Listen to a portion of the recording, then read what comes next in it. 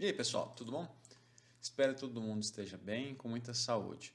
Hoje eu venho aqui sem meu microfone dourado, mas com um atraso de sempre, para apresentar o segundo vídeo da série sobre a carreira docente numa universidade brasileira, com base na minha experiência. Hoje eu queria discutir com vocês uma questão que eu acho que todo professor, independente se universitário ou não, já teve que se confrontar na vida. Professor, você trabalha ou você só dá aula? Antes de começar, eu tenho 3 avisos.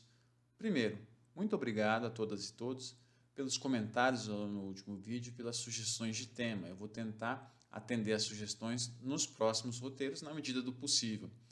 Segundo aviso, se você estiver assistindo esse vídeo no YouTube, eu peço que, por gentileza, você se inscreva no canal e compartilhe esse conteúdo. Terceiro aviso, se você estiver assistindo no IGTV, eu peço que você marque pessoas nessa publicação para que elas possam ter acesso a esse conteúdo. Então vamos lá. Uma das perguntas que todo professor e professora já escutou na vida com certeza é: você trabalha ou só dá aula? Eu tenho colegas que ficam muito ofendidos quando escutam essa pergunta. Eu, particularmente, até hoje, nunca fui ofendido porque as pessoas que me perguntaram isso são pessoas próximas e que eu sabia que estavam perguntando isso porque elas não tinham ciência da natureza do trabalho docente. Então, para tentar esclarecer um pouco as coisas, eu queria propor uma analogia aqui. Eu acho que é bastante razoável a gente comparar o trabalho de um professor com o de um atleta, né? Então, vocês me permitam aqui fazer uma comparação entre o Usain Bolt e o trabalho de um professor. Para quem não conhece, o Usain Bolt é um corredor jamaicano, ele é recordista mundial, se não me engano, ganhou 8 medalhas olímpicas já, ele é talvez a maior referência nos 100 metros rasos. Uma das perguntas que sempre me vinha à cabeça era como é que o Bolt conseguia correr tão rápido? Certamente ele tinha talento para isso, ele tinha um físico privilegiado, ele tem uma passada grande e forte, mas eu acho que isso não é suficiente, né? Ficava com isso na cabeça. Aí eu li uma reportagem que dizia que o Bolt treinava ao menos 12 horas por dia, entre treinos de corrida, musculação e outras atividades. Com esse treinamento aliado ao físico e ao talento, ele conseguiu se destacar na sua carreira. Por que eu acho que o trabalho de um professor é comparável ao do Bolt? Porque eu acho que não é correto dizer que o Bolt só trabalhava quando ele corria os 100 metros rasos. Havia todo um trabalho prévio antes dele, naqueles 9 segundos, conseguir se destacar e bater vários recordes.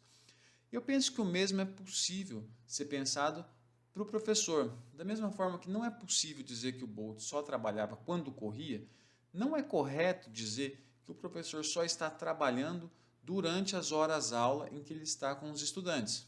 Se esse raciocínio está correto, então aí vem uma segunda pergunta. Qual que é o treinamento do professor quando ele vai para a sua prova, no caso aqui, a sala de aula? Então, a preparação de uma aula, gente, ela não é um processo simples, é algo que toma tempo, dá trabalho. Quando o professor vai ministrar uma disciplina pela primeira vez, por exemplo, ele tem que montar o curso. Para alguns cursos, você tem manuais que, digamos assim, eles se prestam como fio condutor para toda a disciplina. Para outras disciplinas, ou os manuais são ruins ou não existe esse material. E aí o professor tem que buscar texto por texto, material por material para criar o fio condutor da disciplina. Então é um processo que por si só já toma tempo. Mas com o material selecionado, aí você tem então o preparo da aula. Aqui eu vou me ater exclusivamente à minha experiência de docente em disciplinas de natureza teórica. Então, preparar uma aula começa com a leitura dos textos. Então aí você vai ter textos que podem ser curtos e simples, até textos que podem ser grandes, muitas páginas e muito densos, né? Então, por exemplo, você pode ter um texto como esse aqui, ó, que ele é curto, ó, o livro é pequenininho, mas ele é bastante denso. Você pode ter textos como esse aqui, ó, esse é um livro famoso, que é bastante longo e também bastante denso, ou livros como este aqui, em que é um livro de história, bastante longo e ainda em língua estrangeira, né? Então você precisa ler isso e ler isso toma algum tempo. Depois que você lê, aí você tem que preparar como é que você vai passar o conteúdo para os estudantes. Então aí você tem que definir o que é essencial, o que pode eventualmente ser suprimido, o que precisa ser simplificado, o que tem que ser passado na íntegra, não tem jeito. É só depois disso tudo que aí você vai para a sala de aula, e aí na sala de aula os desafios são outros, você vai interagir com outras pessoas. Muitas pessoas vão comentar, vão interagir de forma positiva com o professor, enquanto outras, infelizmente, existem casos de que ou vão conversar paralelamente à aula, ou em alguns casos tristes, vão ofender professores, enfim. Todo esse processo é um processo complexo que toma tempo, né, e dá trabalho.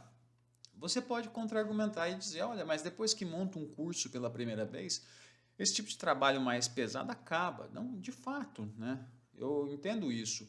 Depois que você monta a disciplina e ela funciona, aí você tem que fazer ajustes mais pontuais, né?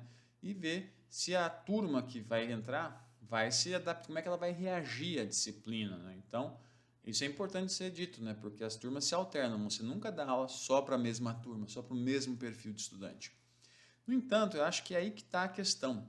Além das atribuições em uma disciplina, que vão ser as aulas, a correção de trabalhos, correção de prova, atendimento de estudantes, um professor também tem outras atribuições dentro da universidade. Por exemplo, na Universidade Brasileira, o professor tem que, além do ensino, tem que fazer pesquisa, tem que fazer atividades de extensão e tem que fazer gestão acadêmica, tem que ter trabalhos administrativos também. Então, você tem um plano de carreira dentro da universidade e o professor precisa cumprir essas atribuições mínimas para que ele consiga progredir dentro da carreira. Se ele não cumpre as atribuições, ele não vai progredir e aí não vai poder usufruir, por exemplo, de benefícios salariais dessa sua progressão. O salário dele vai ficar estagnado, por exemplo.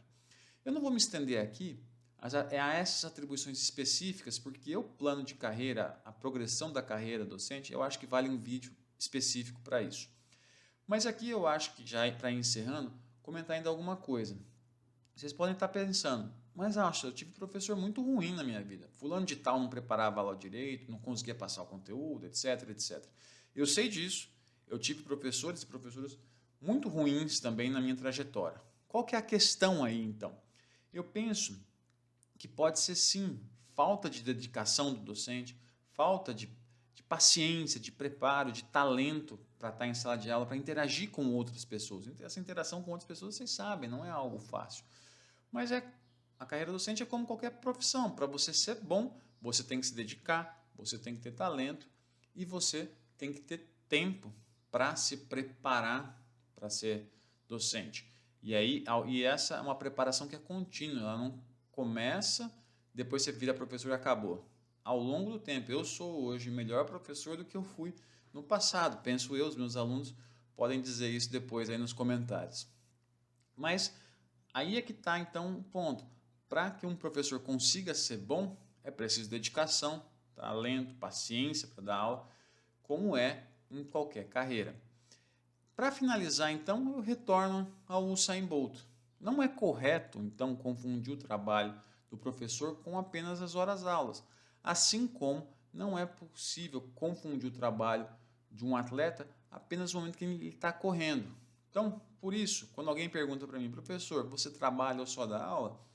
Eu não me ofendo e procuro explicar a natureza do trabalho docente para essa pessoa, porque a maioria dos brasileiros sequer conhece como é que é o dia a dia de um professor. A maioria dos brasileiros acha que trabalhar existe só um tipo, é você acordar de manhã, pegar trânsito, ir para o seu trabalho, ficar às 8 horas, no mínimo 8 horas no trabalho, voltar para casa, pegar mais trânsito, chegar em casa e descansar. Muitas vezes, casa não é sinônimo de descanso para um professor. Às vezes a gente tem que preparar a aula, corrigir trabalho, corrigir prova, enfim, você tem outras atribuições, fazer pesquisa, enfim, você tem tanta coisa que você acaba fazendo em casa que a casa deixa de ser sinônimo de descanso. Enfim, é isso que eu tinha para dizer hoje para vocês. No próximo vídeo eu vou tentar atacar uma questão que é bastante espinhosa. Quais são os problemas da universidade brasileira? Será que dá para salvar a universidade brasileira? Enfim, se você quiser saber, continue acompanhando o canal. É isso aí, brigadão, até mais, tchau, tchau.